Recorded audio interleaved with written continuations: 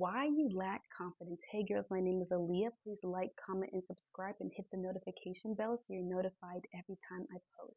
So we're going to get into why you may be lacking confidence today, and I'm going to really reveal to you what it is that has helped me grow my confidence and feel more rooted and just grounded within myself. So the definition of confidence is the feeling or belief that one can truly rely on someone else. Firm trust. And so if we look at the word confidence, the root word of confidence is confide. And confide means to trust. So if you're struggling with confidence, you're usually struggling with trusting yourself. So when we lack confidence, we usually have lower self-esteem, we usually experience more self-doubt, and we're more fearful and just more doubtful of our capabilities and what it is that we're able to do in the world. And with that fear and doubt, we're not able to actualize all the potential God placed within us in order to bring into the world what He needs us to bring into the world in order to bear fruit. And usually, when we're lacking confidence, we experience a diminished quality of life as well. We usually rarely experience joy, and we're usually very unhappy. And when we lack confidence, we're also more prone to feeling depressed because depression is simply anger turned inward, and we're more likely to grow angry and resentful. We're more likely to grow angry and resentful towards ourselves for not taking action when we know that we should have to either better ourselves or better serve other people. And confidence is really, really important when it comes to achieving our goals, because if we believe that we are capable, if we believe that we have everything placed within us in order to achieve the desires that are placed on our heart, then we're able to successfully go after that. And with that momentum, we can achieve more than we could have ever imagined. But it's only if we're able to take action, and it's confidence that allows us to take that action. So we're going to go into some reasons why you may not trust yourself. So the biggest reason you don't trust yourself is because it's not familiar to trust yourself. You may have been you may have had to grow up in an environment where you had to constantly gaslight yourself and deny what it was that you were seeing in order to stay safe and safely attached to your caregivers. And when we experience betrayal on such a level that we cannot trust our own judgment when it comes to survival and depending on our caregivers, naturally we won't be able to trust ourselves as we get older. Unless we have the tools to really locate the root and be able to work our way upwards from there, then we're not able to then we'll notice that we will still continue to lack trust in ourselves in different areas of life, because what it is that we go through continues to live in us until we're able to properly relocate those things, rewire it, and just replace it with new beliefs that serve us for where it is that we're going or where it is that we want to go. Some signs you don't trust yourself is that you always second guess yourself, and you rarely experience joy, and you're always looking to other people for the right answer because you don't believe that you truly you know the right answer. You know the answer that's good, right for you, but you don't trust that that's the right answer because in the past, that's when we were in painful situations. Um, the answer that was right in front of us, that was right, couldn't be true, or else it would threaten our survival. And so, you're more likely to look outside of yourself for the right answer rather than looking within because you learned that you could not trust yourself on such a deep level. Another sign you don't trust yourself is that you fear rejection.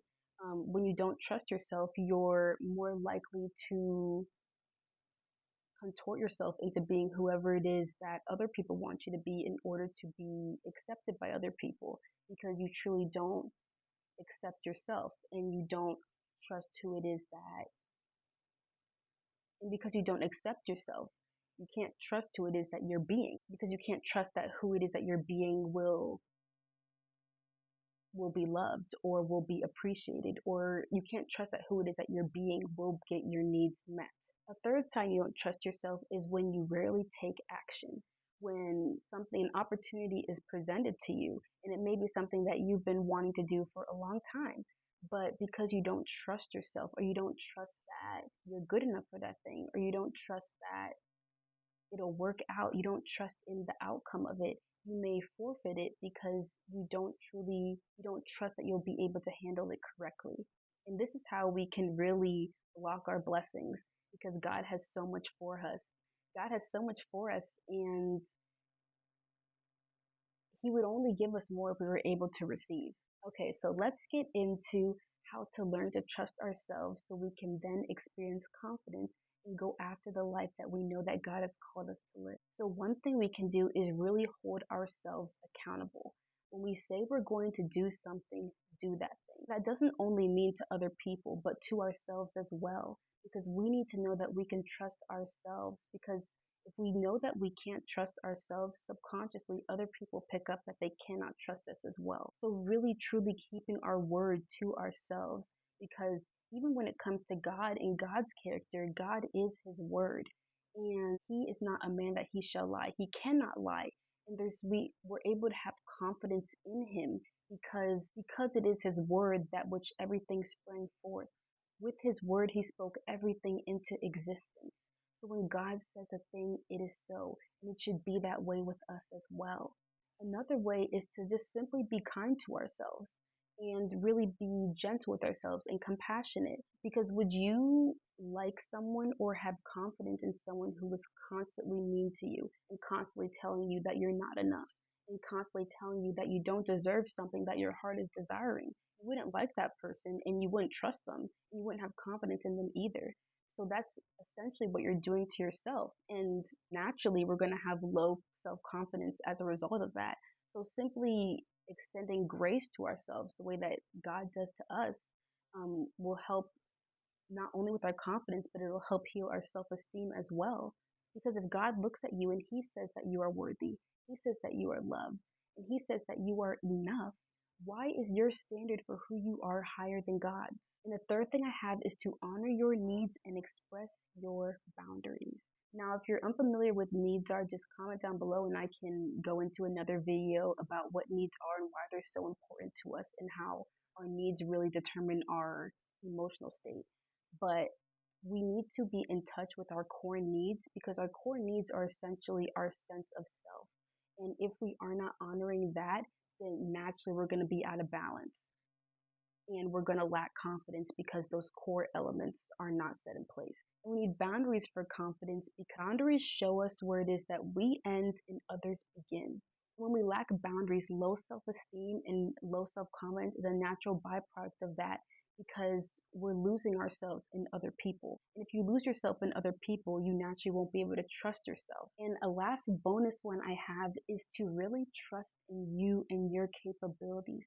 Because if God placed that desire on your heart, He has placed everything inside of you that you need in order to succeed at that thing. And it's the desires in our heart that really tell us where it is that God wants us to go next. Because the Hebrew meaning of the word desire is of the Father.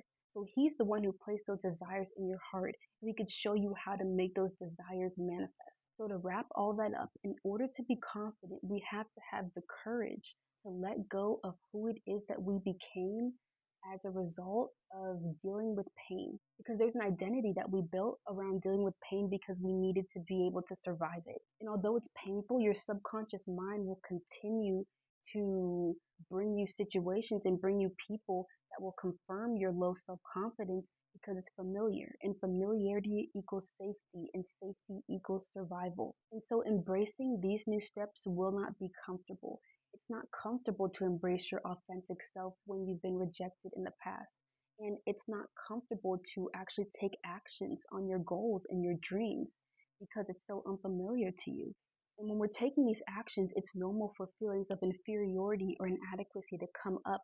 Those are the feelings that we identify ourselves with. And we have more experience with, let's say, failure. We have more experience with feeling inferior. We have more experience with feeling inadequate. And so naturally, when we move towards things that are unknown to us, it's a protection mechanism of our subconscious mind to project what we know onto uncertain situations to keep us safe. But if God wasn't calling you to be your truest, raw, authentic self, He wouldn't have led you here. He wouldn't be calling you higher, and He wouldn't have placed those desires in your heart. And so you have to choose this day who you will serve.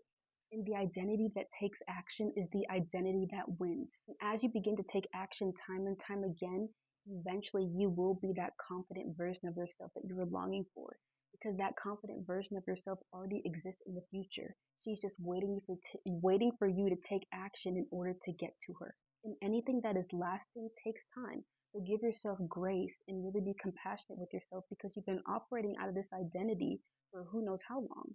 So implementing these steps will take time and a lot of stuff will come up because if you were to get quick tips to be confident, it just wouldn't last because it wouldn't be able to soak in like anything that is living needs roots because it's the roots that allows us to bear fruit. So thank you so much for watching this video. Please like, comment, and subscribe. If you're interested in working with me one-on-one or interested in group coaching, go to the link in the description at aaliyaraycoaching.com.